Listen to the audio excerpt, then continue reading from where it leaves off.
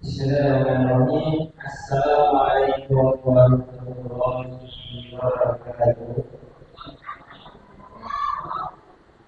Alhamdulillah, alhamdulillah rabbil alamin. Wa bihi nasta'inu ala umuri dunya waddin. Wassalatu wassalamu ala nabiyyina wa rasulina Muhammad sallallahu alaihi wasallam.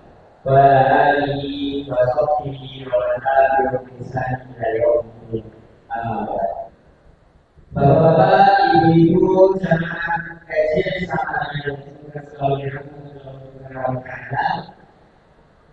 pertama-tama adalah dan musuh kita adalah Allah yang memberikan kita nikmat yang begitu banyak, sehingga dengan nikmat tersebut kita bisa menghindari di kajian sama kali ini dengan keadaan segala macam. Yang kedua, bahwa sunnah mengatakan kepada diri kita, Nabi besar kita, Nabiullah Muhammad Sallallahu Alaihi Wasallam, serta para keluarganya, para sahabatnya, dan para tabi'in yang selalu disempurnakan hingga yaumil qiyamah. Bapak, ibu-ibu, jamaah kajian sekalian yang selalu berangkat kepada Allah Subhanahu Wa Taala. Di kesempatan kali ini saya sebagai MC mengadakan susunan acara, yaitu yang pertama adalah Tuhan, yang kedua adalah inti yaitu kajian samara, yang akan dibawakan oleh Ustaz Usman Hadi adalah Tasjidul Nafas. Dengan judul Anak Tunggangan Diri. Semoga dengan ini semuanya kita bisa tahu apa itu anak tunggangan diri kita yang anak diri kita itu karena kita lakukan bersama. Yang ketiga yaitu lain-lain dan yang keempat itu. Memasuki acara yang pertama yaitu pembukaan. Mari kita buka dengan bersama-sama. Bismillahirrahmanirrahim. Memasuki acara yang kedua yaitu kajian samara kepada beliau kami persilakan. Assalamualaikum warahmatullahi wabarakatuh. Innal hamdalillah nahmaduhu wa nasta'inu wa nastaghfiruh wa na'udzu billahi min shururi anfusina wa sayyiati a'malina may yahdihillahu fala mudilla lahu wa may yudlil fala hadiya lahu. Asyhadu an la ilaha illallah wahdahu la syarikalah wa asyhadu anna Muhammadan abduhu wa rasuluh. Qala Allahu ta'ala ya ayyuhan nasu taqu rabbakumul ladzi khalaqakum min nafsin wahidah wa khalaqa minha zawjaha wa batha minhuma rijalan katsiran wa nisaa'a wattaqullaha alladzi tasaaluna bihi wal arham innallaha kana 'alaikum raqiba. Amma ba'd. Bapak Ibu hadirin jamaah kajian samara yang dimuliakan Allah Subhanahu wa taala. Alhamdulillah atas anugerah nikmat yang Allah berikan di malam hari ini. Allah curahkan hujan. Semoga Allahumma shayyiban nafi'ah. Semoga hujan ini membawa keberkahan dan kemanfaatan. Dan juga semoga hujan yang Allah turunkan ini, sebagaimana pembahasan kita di malam hari ini berkait dengan tazkiyatun nafas, semoga hujan yang Allah turunkan ini selain membawa manfaat juga bisa menggugurkan dosa-dosa kita karena kita hadir di majelis yang awat cintai. Bapak Ibu yang dimuliakan Allah Ta'ala, mari kita sama-sama bercermin diri sebelum kita menakar timbangan diri kita. Sanjenengan kadang perlu bercermin, Pak Bu. Untuk apa? Menengok. Cermin itu yang paling jujur. Jenengan tersenyum, cerminnya juga tersenyum. Jenengan marah, cerminnya kelihatan marah. Elek, cermin yo tetap elek. Nggak ada kemudian elek bercermin akhirnya kok tadi ayu. Atau mungkin cantik bercermin jadi jelek, yang dimarahi cerminnya. Enggak. Maka jenengan mari kita sama-sama bercermin diri, menengok seberapa kotor wajah kita, seberapa kotor diri kita. Makanya saatnya kita menimbang diri dengan kejernihan. Kira-kira diri kita ini bobot timbangannya, banyak kebaikannya atau banyak keburukannya. Bapak Ibu yang dimuliakan Allah Ta'ala, lah berkait dengan menakar timbangan diri ini, ada beberapa poin yang saya sampaikan. Yang pertama, Bapak Ibu, resapilah bahwa diri saya jenengan ini banyak dosa. Harus saya jenengan resapi, harus saya jenengan yakini, harus saya jenengan sadari bahwa diri saya, diri antum itu banyak dosa. Kullu bani Adam khata'. Semua anak Adam itu punya salah. Gak ada anak Adam yang gak salah itu kecuali satu yang maksum, yakni Rasulullah Muhammad sallallahu alaihi wasallam. Dan ini Bapak Ibu, sadari bahwa diri saya jenengan ini banyak salah, banyak orang yang lalai, banyak orang yang tertipu, seolah-olah dia merasa tidak punya dosa. Na'udzubillah min dzalik. Yang jadi pandangannya, yang dia lihat hanya amal solehnya, ketaatannya, kepatuhannya. Maka di sini loh orang ini terjebak pada kemudian memudah-mudahkan kesalahan. Allah wong salah ngono. Makanya ada guyonan, mohon maaf, ada di negara kita ini departemen yang di situ banyak, padahal departemen di situ banyak orang ngerti agama tapi banyak korupsinya. Kalau ditanya loh kenapa, harusnya kan nggak banyak korupsi, kok malah justru sarangnya korupsi. Kenapa? Karena dia mungkin, mohon maaf, ini bukan saya Pak, saya menukil aja. Karena dia ini tadi merasa dia sudah ngerti agama, sudah ngerti bahwa dia banyak amal solehnya, kemudian bermudah-mudah dalam kesalahan, dan seolah-olah dia ngerti bagaimana caranya bertobat. Makanya kemudian dia meremehkan dosa. Kenapa kok banyak korupsinya? Kenapa banyak pelanggarannya? Kenapa banyak maksiatnya? Karena dia tahu jalannya taubat. Na'udzubillah min dzalik. Allah berfirman di surat Al-Kahfi ayat 103-104. Kul hal nunabbi'ukum bil akhsarina a'mala.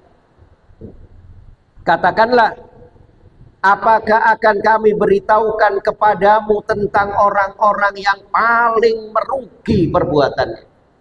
Mbak Bu, Allah menyampaikan, maukah kalian aku tunjukkan kepadamu orang-orang yang paling merugi perbuatannya? Kalau di dalam surat Al-Ghasyiyah itu amilatun nasibah.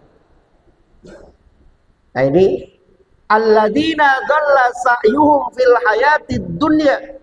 Orang yang paling merugi adalah orang-orang yang telah sia-sia perbuatannya dalam kehidupan dunia ini. Amilah, dia melakukan amal, dia melakukan perbuatan, dia melakukan amal soleh tadi. Nasibah, tapi dia celaka. Kalau di sini orang-orang yang telah sia-sia perbuatannya dalam kehidupan dunia. Dia melakukan amal, dia melakukan perbuatan, tapi tidak ada manfaatnya. Wahum yahsabuna, dan mereka mengira annahum yuhsinuna sun'ah, bahwa mereka berbuat sebaik-baiknya. Aku berbuat sebaik-baiknya. Ini loh Pak Bu, jangan saya jenengan terperdaya dengan merasa yang paling bersih, merasa yang paling alim, merasa yang paling paham, merasa yang paling tahu, sehingga kemudian dia ini meremehkan. Bahkan orang kayak demikian itu bisa, bentuk lain dari itu adalah keengganan mencari keutamaan atau nilai tambah sebuah ibadah, karena dia sudah merasa cukup itu. Semua yang dilakukan cuma yang wajib, terus gak perlu sunnah. Sholat yang penting wajib, betul. Ketika ada seorang sahabat, ya Rasulullah, tunjukkan aku Islam. Maka Rasulullah mengatakan, hendaknya engkau melaksanakan sholat 5 waktu. Apakah ada selain itu? Tidak ada, kecuali sholat sunnah tatawwu. Kamu tidak menambah, tidak mengurangi lagi. Kemudian tunjukkan yang lain Rasulullah, ya Rasul. Kemudian Rasulullah menyampaikan, hendaknya engkau zakat. Apakah ada selain itu? Sedekah sunnah atau zakat sunnah tatawwu. Maka orang ini tidak menambah, tidak mengurangi. Maka Rasulullah mengatakan, maukah kau aku beritahukan siapa penduduk surga? Itulah orang tadi. Tapi yang wajib diperhatikan, jangan kemudian, mohon maaf, kita terjebak di sini karena merasa sudah sempurna, tidak ada salah, sehingga kemudian yang wajib aja dilakukan, sunnah tidak. Kenapa saya menyampaikan ini, hadirin yang dimuliakan Allah Ta'ala? Karena pernah saya itu menyampaikan berkaitan dengan keutamaan yang sunnah, seperti sholat-sholat sunnah, nawafil, qobliyah, ba'diyah. Seperti begitu pula puasa, selain puasa yang wajib ada puasa sunnah. Lah kok jamaah ini mengatakan dengan entengnya, Pak, aku yang penting wajib, gak perlu sunnah. Loh, padahal seperti sholat, saja dengan sholat, kira-kira sholat kita sempurna tadi maghrib? Gak ada, Pak. Jangan kemudian kita wala tuzakku anfusakum, jangan kemudian kita merasa bahwa diri kita ini paling suci, paling sempurna, sudah dijamin diterima. Tidak. Makanya kemudian disempurnakan dengan apa? Sholat sunnah. Puasa bukan hanya mengandalkan yang wajib Ramadan saja, ada puasa bulanan, ada puasa mingguan, ada puasa harian, ada yang tahunan. Silahkan. Ini kalau orang terjebak sudah merasa paling, Pak, hati-hati. Kita lihat, ini muhasabah diri kita. Rasulullah SAW yang dijamin masuk surga itu, Pak. Rasulullah dijamin masuk surga. Sampai beliau sholat malamnya kayak demikian. Sampai Ibunda Aisyah mengatakan, atukallifu hada ya Rasulullah. Kenapa engkau begitu memaksakan dirimu ya Rasulullah? Qad ghafarallahu laka ma taqaddama min dzambika wa ma ta'akhkhar. Padahal dosamu ya Rasul sudah diampuni yang lalu maupun yang akan datang. Apa jawaban Rasulullah? Afala akuna abdan sakura. Tidakkah aku ini menjadi hamba yang pandai bersyukur? Loh, Masya Allah. Kita lihat Rasulullah yang maksum, tidak ada salah dan dosa. Bagaimana istighfarnya beliau. Sehari ada hadis 70, ada hadis yang lain mi'a marrah 100 kali. Apalagi kita. Maka saya sampaikan tadi, mari kita sama-sama bercermin diri. Jangan sampai kemudian kita ini merasa tidak ada salah, resapi bahwa diri kita ini banyak salah, resapi bahwa diri kita ini banyak dosa, maka tidak terasa diri ketika tengah malam kita hamparkan sajadah menghadap Allah Ta'ala, bercucuran air mata. Kemudian Yang kedua, menakar diri kita, menimbang diri kita adalah senantiasa kita berusaha berlatih diri untuk menerima nasihat dari siapapun datangnya. Ini angel Pak, ini Pak, yang kedua ini. Berlatih diri menerima nasihat dari siapapun orangnya, selama itu dari Al-Quran dan As-Sunnah. Ada pepatah mengatakan Bapak Ibu, gajah di pelupuk mata tak tampak, sementara kuman di seberang lautan jelas.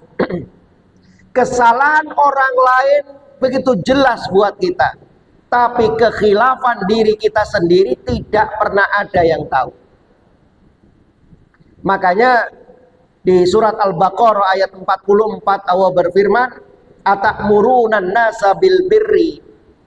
Mengapa kamu suruh orang lain mengerjakan kebaktian, mengerjakan kebaikan, watan sauna anfusakum, sedang kamu melakukan atau melupakan diri, kewajibanmu sendiri.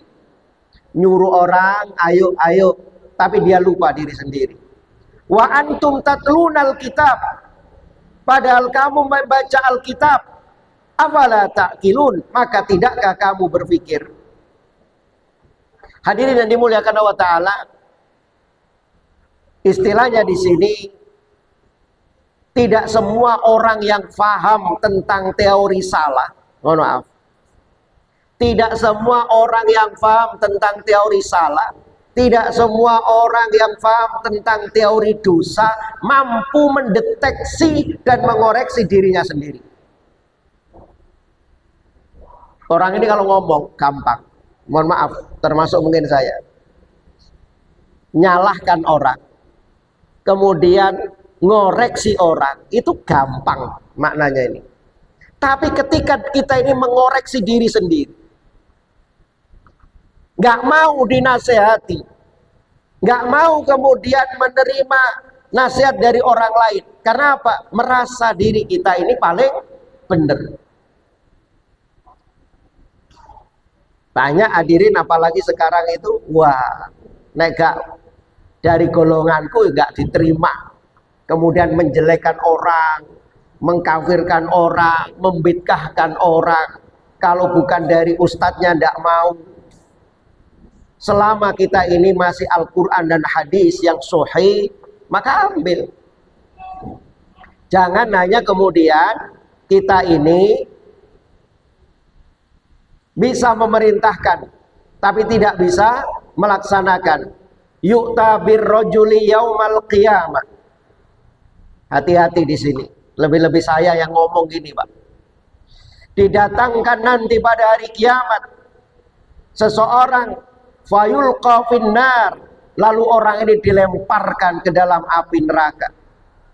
Fatandaliku aktababatnih, sampai kemudian ususnya bercerai-berai, brodol ususnya. Fayaduru biha kama yadurul himar firraha.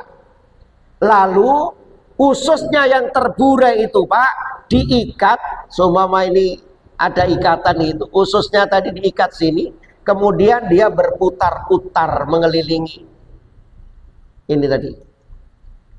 Jadi kalau kambing itu diikat lehernya, kemudian dia berputar-putar di sini. Lah ini bukan lehernya diikat tali, tapi nama ususnya terburai. Kemudian ususnya ini diikatkan di situ, kemudian dia berputar-putar di situ. Fayajtami'u ilaihi ahlun nar. Maka kemudian berkumpul, mengerumuni orang tersebut. Siapa ahlun nar? Penduduk neraka. Penduduk neraka mengelilingi orang tersebut, hadirin. Yang itu tadi, berputar-putar ususnya itu tadi. Fayaqulun, kemudian penduduk neraka ini mengatakan, ya fulan, wahai fulan, malak, kenapa kamu? Kok kamu disisa kayak demikian, kenapa? Alam taku ta'muru bil ma'ruf wa tanha 'anil munkar. Bukankah kamu dulu yang memerintahkan amar ma'ruf mencegah yang mungkar? Bukankah dulu engkau yang mau beri nasihat? Bukankah engkau dulu yang melarang-larang? Fayaqul, maka dia mengatakan, bala, iya. Aku dulu ayo sholat, ayo ngaji, ayo sedekah, ayo berbuat baik. Bala kuntu amuru bil ma'ruf wala atihi. Tapi ketahuilah, aku memang dulu memerintahkan yang baik. Aku memerintahkan naik sholat berjamaah, walam atihi, tapi aku tidak mendatanginya. Na'udzubillah min dzalik wa anha 'anil munkar, dan aku mencegah jangan berbuat mungkar, wa atihi, dan aku malah justru mengerjakannya. Nek wong Jawa napa niki, Pak? Jarkoni. Iso ujar, gak iso nglakoni. Hati-hati iki, Pak. Apa maneh sing ngomong ini? Maka disinilah seseorang itu butuh bantuan orang lain untuk apa? Menerima nasihat. Jangan kemudian sok pinter, sok suci, sok yang paling sunnah, sok yang paling bener.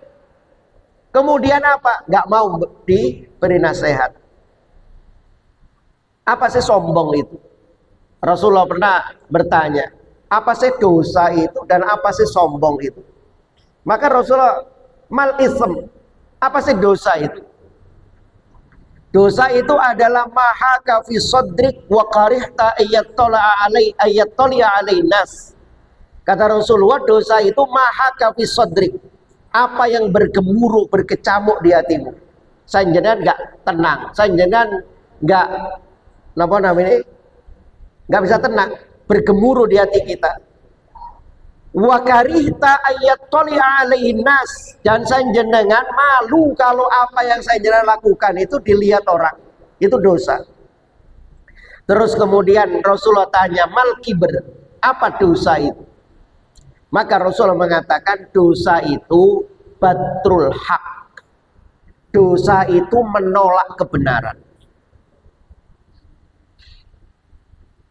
Sombong. Sombong itu apa? Batrul haq, menolak kebenaran.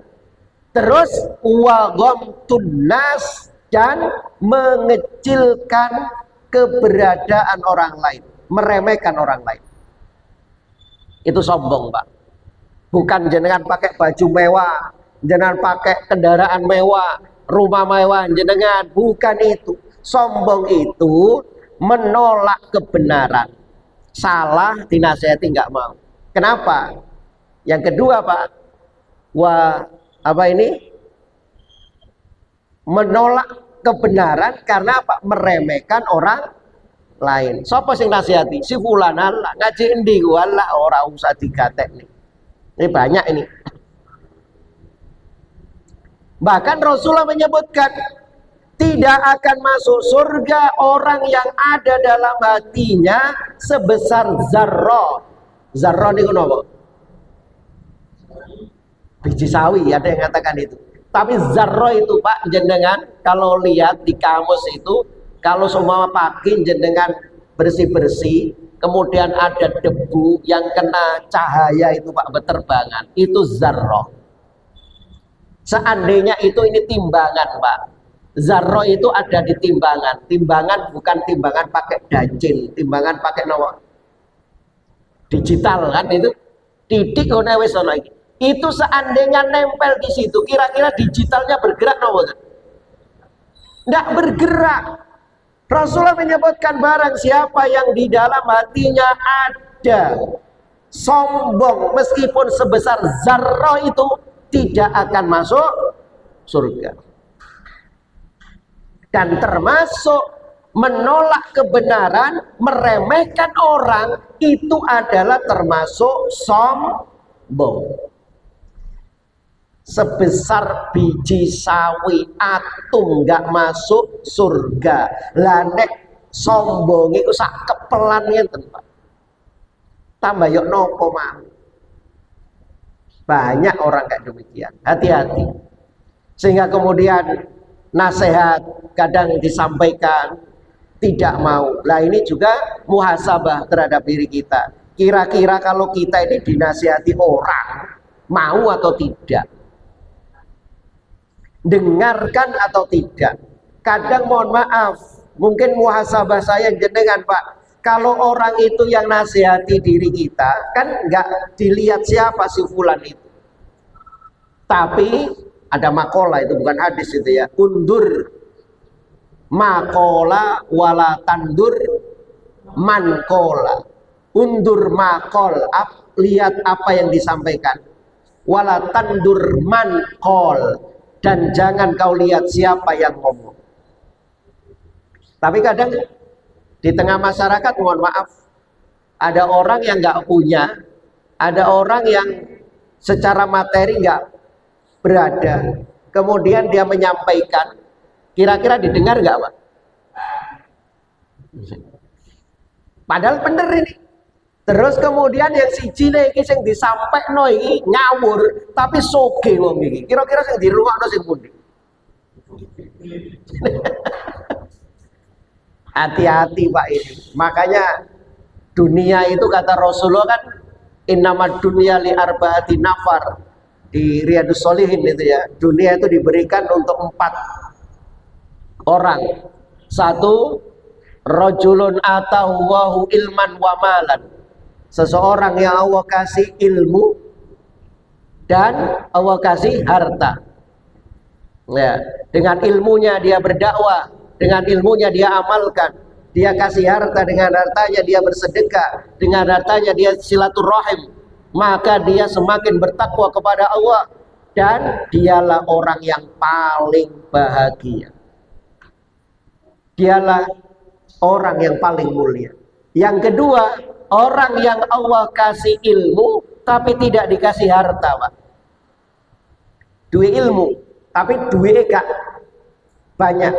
Tetapi orang ini punya niat yang baik. Ya Allah, seandainya aku seperti fulan, ya Allah, aku akan mencontoh itu. Maka yang satu tadi dicontoh kebaikan dapat pahala, yang berniat nyontoh itu pun juga dapat pahala. Yang ketiga, orang yang Allah kasih harta banyak tetapi tidak kasih ilmu. Ini bahaya, Pak. Yang itu saya tadi katakan. Duitnya akeh, gak duit ilmu. Nah ini mohon maaf, bukan kampanye ini Pak ya. Ini kan sebentar lagi nopo pilkada. Masyarakat kita itu kadang memilih yang lihat visi misinya atau lihat sengekei duit akeh.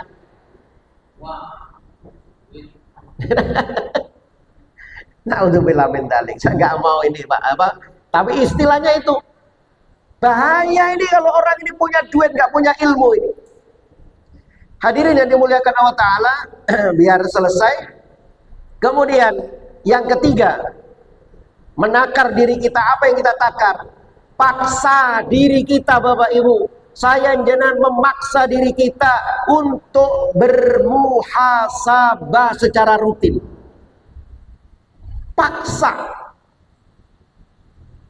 Kalau nggak dipaksa ketaatan ini nyun sewu, ketaatan ini boten dipaksa kira-kira melampan apa boten? Jenengan ngaji, nek boten dipaksa budal ngaji apa boten? Apa mana niki wau napa jenenge? Hujan. Wah, sampai di rumah tadi wis gak usah teko ae hujan. Lha wis diumumno bismillah berangkat. Yang saya contohkan. Saya jenengan ini paksa diri untuk bermuhasabah. Evaluasi.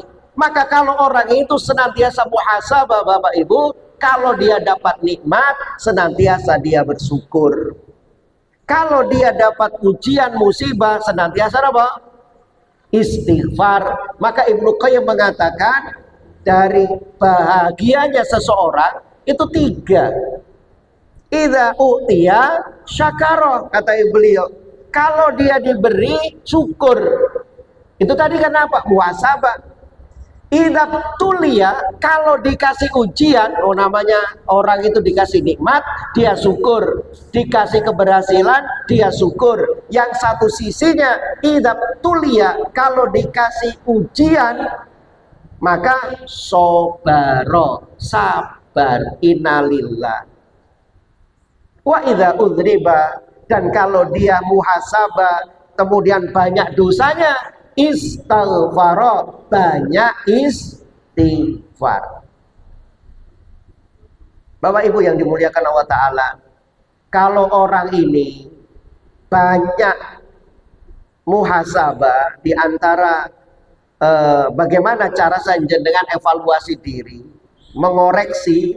Jadi caranya, ini saya sampaikan simple aja, mengoreksi dari hal yang wajib dulu.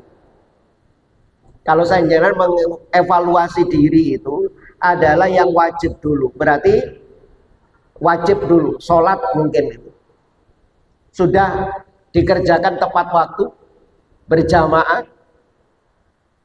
Kemudian setelah yang wajib, apa yang jangan koreksi?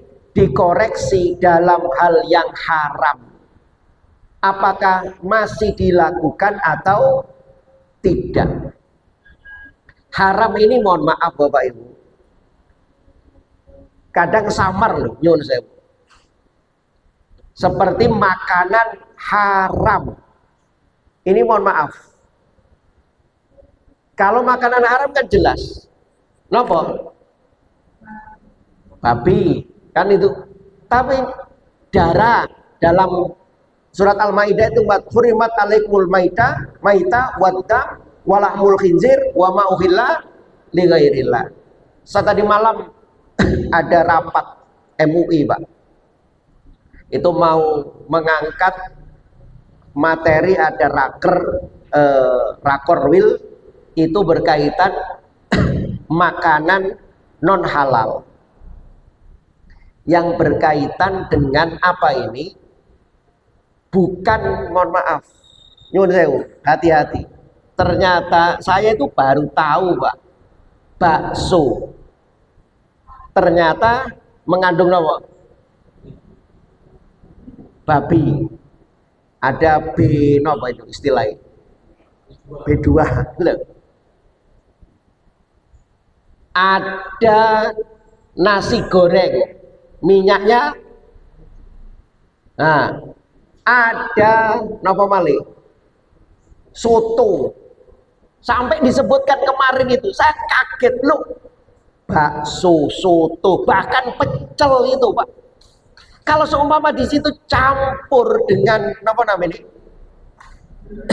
Barang-barang yang haram, kira-kira nyuwun sewu pedagangnya ini goreng, iki seumpama daging sapi, ayam, telur, tempe, terus goreng dede nih, atau goreng napa namanya daging B2 itu tadi, kinten-kintennya di pertanyaan, wajahnya itu sama nopo ganti?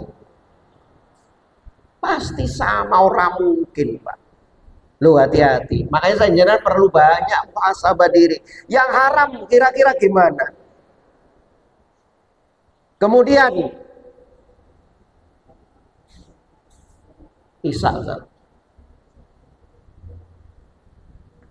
saya selesaikan, nanti biar saya tanya jawab. Yang keempat, saya singkat saja. Menakar timbangan diri tadi, yang keempat, ini yang terakhir Bapak Ibu. Kira-kira saya yang jenengan ini, gandrungnya hati itu kemana? Loh, gitu. Ini termasuk muhasabah. Maka gandrungkan hati kita, tetap rindu pada lingkungan orang-orang yang soleh. Ada 7 orang yang mendapatkan naungan pada hari kiamat. Salah satunya adalah warajulun qalbuhu mu'allakun fil masjid. Seseorang yang hatinya ini tertambat di masjid, kira-kira hati kita itu, cari hati kita Pak Bu, kira-kira tenangnya di mana? Kalau hati kita itu ada tenang di masjid, Masya Allah, wasbir nafsaka ma'alladina yad'una rabbahum bil ghadati wal asyi yuriduna wajah. Dan bersabarlah kamu bersama dengan orang-orang yang menyeru Tuhannya di pagi dan senja hari dengan mengharap wajah Allah. Atau malah justru hatinya ini gandrung pada lingkungan orang-orang yang gak benar. Ini saya jangan menakar diri kita. Kira-kira lebih berkumpul dengan orang-orang soleh lebih nikmat, atau malah berkumpul berkawan dengan orang-orang yang nopo balap wali ane soleh nih toleh. Kita ini lebih condong kemana? Kita ini lebih mempeng dunia apa lebih mempeng akhirat? Lebih gandrung pada dunia apa lebih gandrung kepada akhirat? Siapa yang tahu? Diri kita masing-masing. Allahu a'lam. Fadal adzan dulu. Kita ini senantiasa berteman, berkumpul, dan merindukan pada lingkungan orang-orang yang soleh. Teman-teman yang bisa mengajak diri kita, teman-teman yang bisa meningkatkan keimanan kita, teman-teman yang bisa kita ini semakin dekat dengan Allah Ta'ala. Maka kalau saya jenengan punya teman kayak demikian, jangan ditinggalkan.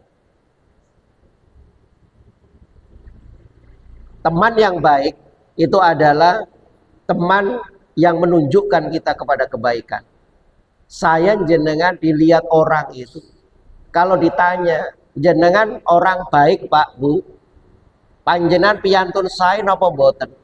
Pasti jawabannya napa? Saya. Maka Rasulullah menyebutkan almar'u ala dini khalil. Seseorang itu akan mencocoki kebiasaan teman karibnya. Falyandur ahadukum man yukhalil. Maka kalau jenengan kepingin tahu bagaimana orang ini baik atau tidak, maka lihatlah siapa teman karibnya. Allahu a'lam. Itu hadirin dimuliakan Allah Ta'ala, kita buka sesi tanya jawab aja. Ada 4 poin yang saya sampaikan tadi. Bagaimana saya jenengan menghitung diri kita. Satu, saya ulang, resapi bahwa diri kita ini banyak salah, banyak dosa. Sehingga terus kemudian kita tingkatkan kualitas ibadah, taat kita. Yang kedua, berlatih diri untuk menerima nasihat dari siapapun. Jangan kemudian kita ini hanya menasihati tok, gak gelem dinasihati. Bahkan kalau dinasihati, lihat-lihat sopo sing nasihati. Yang ketiga, paksakan diri kita ini untuk senantiasa bermuhasabah secara rutin. Hasibu anfusakum qabla an tuhasabu. Hitung dirimu sebelum kamu nanti dihitung. Kalau orang ini sering muhasabah di dunia, salah satu hikmahnya nanti ketika dihitung di akhirat Allah kasih kemudahan. Yang terakhir tadi adalah gandrungkan hati untuk tetap rindu pada lingkungan orang-orang yang soleh, seperti di majelis ilmu kayak demikian. Allahu a'lam. Demikian. Monggo saya buka sesi tanya jawab. Waalaikumsalam warahmatullahi wabarakatuh.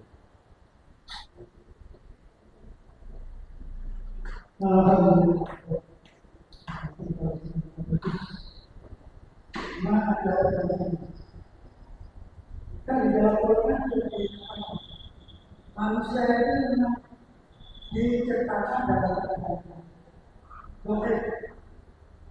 Jadi jangan-jangan ada orang yang bisa begini karena biasa Allah. Saya dijadikan bersifat lemah. Kalau saya dijadikan bersifat kuat namanya adalah saudaranya. Terima kasih.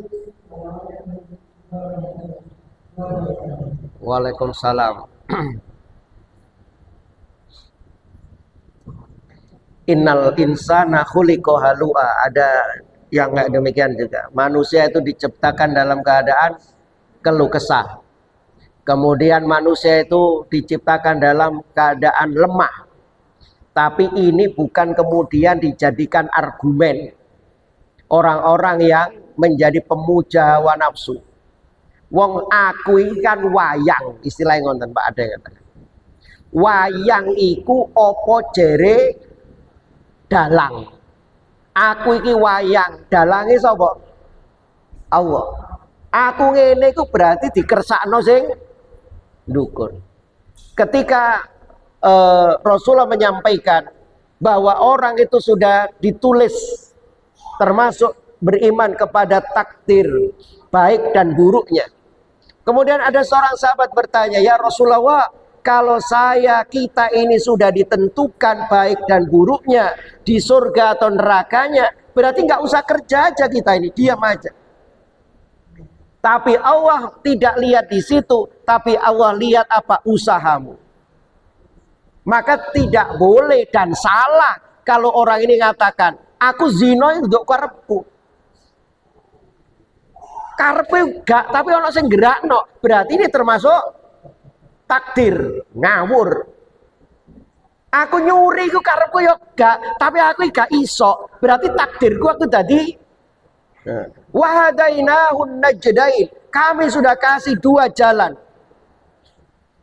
Sudah kasih jalan, sudah kasih rambu-rambu. Kalau kamu kepingin surga, tempuh ini jalannya. Kalau kepingin neraka, ya ini jalannya. Kemudian manusia itu silahkan berbuat. Inna sa'yakum lasyatta. Usaha manusia itu bermacam-macam. Makanya di sini ada bimbingan. Memang kadang ada orang yang lemah iman, kemudian menyalahkan. Aku gini nih, mau nih Gusti Allah. Kalau saya simpelkan gini Pak, pernah saya contohkan mungkin. Itu berkait dengan rezeki aja. Ada Jabariyah, Qadariyah, itu berkaitan dengan rezeki. Yang satu beranggapan rezeki itu harus dicari, nggak ada hubungannya dengan Allah Ta'ala. Karena Allah sudah nyiptakan kita, Allah kasih kekuatan, Allah kasih otak, Allah kasih semua. Berarti kalau orang ini nggak makan, jangan salahkan dia di atas. Salahkan dia nggak mau usaha. Sing siji nih Pak, wonda. Rezeki itu sudah diatur sana. Kita ini sudah ditulis waktu dalam rahim. Apa? Bikat birizki wa ajali wa saqiyun au sa'idun. Dua orang ini nggak ketemu. Siji harus usaha, siji ndungoi. Akhirnya dua-duanya ini debat nggak selesai, wes metu. Akhirnya si jene gamparkan sajadah ngadep ulon, sing si jene metu. Kait metu dalan perempatan niki Pak. Lah kok ana wong kecelakaan, nggawa buah-buahan. Ditolong Pak. Terus ditolong oleh uang, upah, buah. Maka dia dengan bangga, lho iki lho bukti nih, aku metu langsung oleh buah. Wis sesuk mangan. Koncone sing ana masjid zikir ya rozak mau Pak.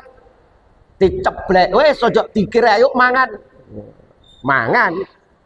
Terus setelah makan dua-duanya kenyang, yang keluar, loh, sing bener aku kan, aku ket metu ya oleh rezeki.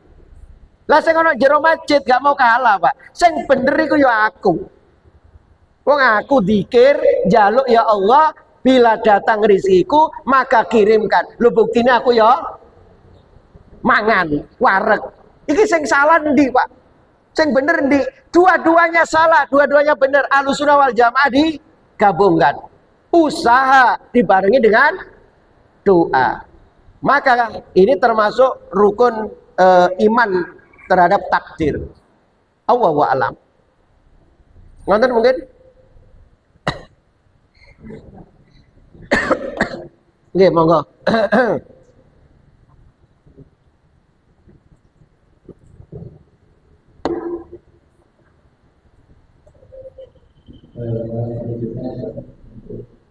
Ada masalah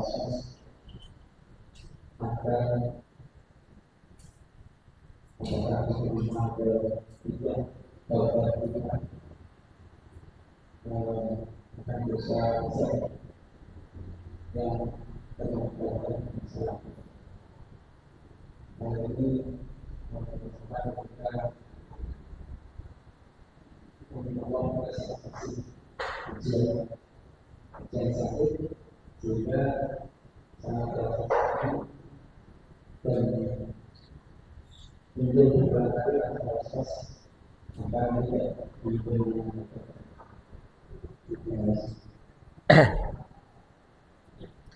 Ya, Bapak Ibu yang dimuliakan Allah Ta'ala, bagaimana menghilangkan was-was dalam diri kita. Kadang kira-kira satu, ibadah saya ini diterima apa enggak? Tobat saya ini diterima atau tidak? Saya menukil apa yang dikatakan oleh Imam Hasan Al-Basri dulu. Saya jenengan itu hendaknya takut ada 4. 1, kata beliau, takut kita. Ibadah saya jenengan ini diterima oleh Allah atau tidak? Siapa yang jamin? Nggak ada Pak yang jamin. Saya jenengan sholat tadi maghrib, jenengan asal sertifikat diterima sholatmu 25 derajat tuh, nggak ada.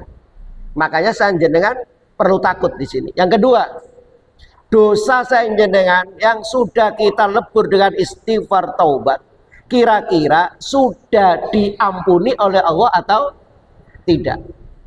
Nggak ada yang tahu. Makanya saya jangan perlu takut di situ.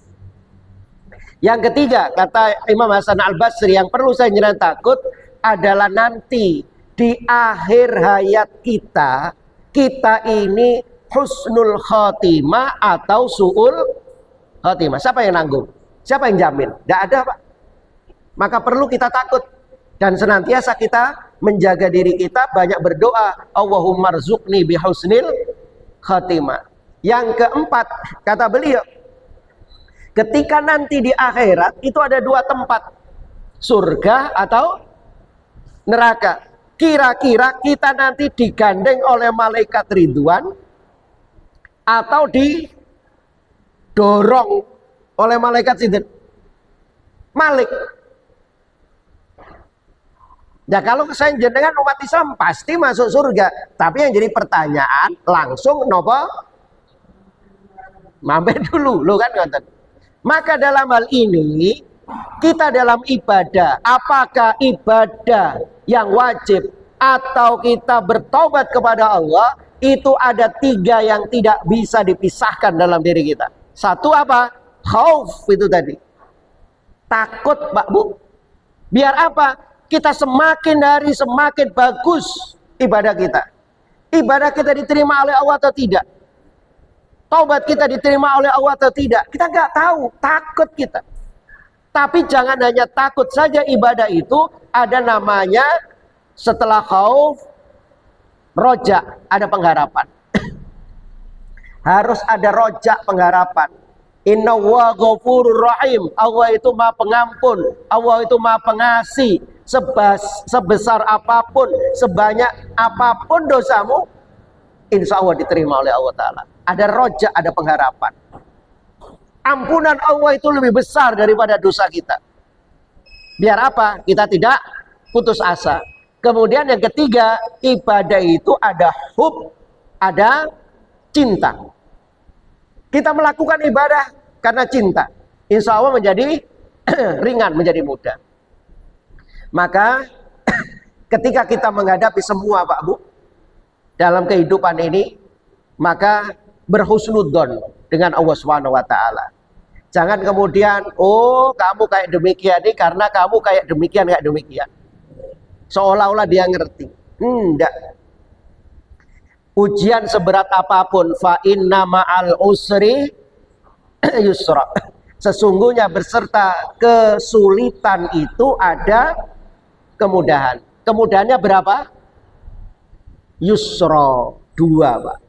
Usr 1, yusronya 2. 1 kesulitan pasti ada jalan keluarnya, 2 kemudahannya. Maka kita husnudzan sama Allah apa? Kita dikasih ujian, ya Allah, dengan ujian ini semoga dosa-dosaku akan hilang. Ya Allah, dengan ujian ini semoga Allah akan angkat derajatku. Ya Allah, dengan ujian ini semoga engkau beri pahala. Loh, baik demikian. Allahu a'lam. Teman-teman mungkin sampun demikian hadirin yang dimuliakan Allah Ta'ala. Sudah bel nih, sudah iqomah. Kita akhiri mungkin sedikit dengan doa a'udzubillahi minasyaitonirrajim. Bismillahirrahmanirrahim. Allahumma shalli wa sallim ala nabiyyina Muhammad walhamdulillahi rabbil alamin. Allahumma sabbitna bil iman, Allahumma sabbitna bil Islam, Allahumma sabbitna bil istiqamah, Allahumma sabbitna bi qauli la ilaha illallah. Allahumma ja'al auladana wa ahlana min ahli ibadah, min ahli ilm, min ahli sadaqah, min ahli Quran, min ahli tahajjud, min ahli la ilaha illallah, min ahli jannah. Allahumma ja'alna minas solihin was sabirin wal faizina fid darain. Rabbana atina fid dunya hasanah fil akhirati hasanah wa qina adzabannar. Wa sallallahu ala nabiyyina Muhammad walhamdulillahi rabbil alamin. Mohon maaf bila ada salah dan kurangnya. Assalamualaikum warahmatullahi wabarakatuh.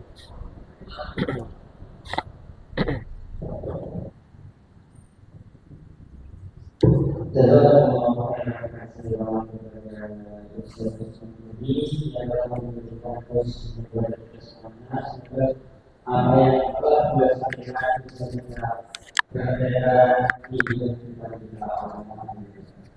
maksudnya dari kita itu lain-lain laporan keuangan yaitu satu tenaga itu 2024 juga 412.000 rupiah, pemasukan 42.000 rupiah, pengeluaran 550.000 rupiah.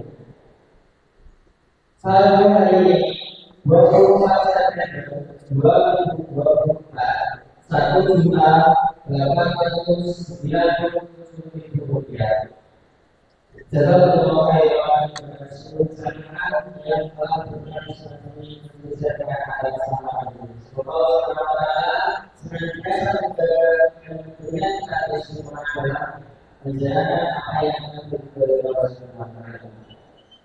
Pengumuman kedua yaitu perasaan jamaah dimohon untuk tidak meninggalkan tempat karena panitia sebelumnya menjalankan bisa masjid.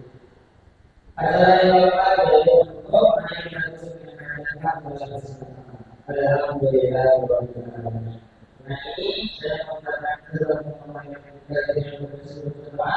Wassalamualaikum